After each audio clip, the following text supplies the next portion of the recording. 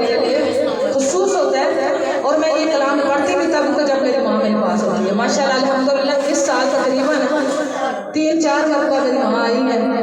अल्हम्दुलिल्लाह ये साबित मुझे नसीब हुई है कि मैंने अपनी माँ के सामने बैठ कर ये कलाम पढ़ा और मुझे ये कलाम बहुत पसंद है। इतना पसंद है कि यकीन करें मैं घर में भी गुनगुनाती रहती हूँ। तो अल्लाह करे हम सब की माँ को अल्लाह सेहत व तंदुरुस्ती वाली लंबी जिंदगी अता फरमाए और जिन जिन की माएँ जा चुकी हैं अल्लाह उनके दर्जात बुलंद फरमाए, अल्लाह उन्हें जन्नत अल फिरदौस में आला मकाम अता फरमाए।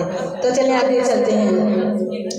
तो पनानी नारे मैनू छाव मेरे नाल ने, तू पनानी नारे मैनू छाव मेरे नाल ने, लोका मेरी मां दिया दुआवा मेरे नाल ने, लोका मेरी मां दिया दुआवा मेरे नाल ने, मेरे सिर ते ठंडी छां ऐ लोगो मेरी मां, मेरे सिर ते ठंडी छां ऐ लोगो मेरी मां, मां दा नाम लैके जदों घर विच आने आ, मां दा नाम लैके जदों घर विच आने आ, लगदा ए मंजिला, लगदा ए मंजिला तेरा मां मेरे नाल ने, लगदा ए मंजिला तेरा मां मेरे नाल ने,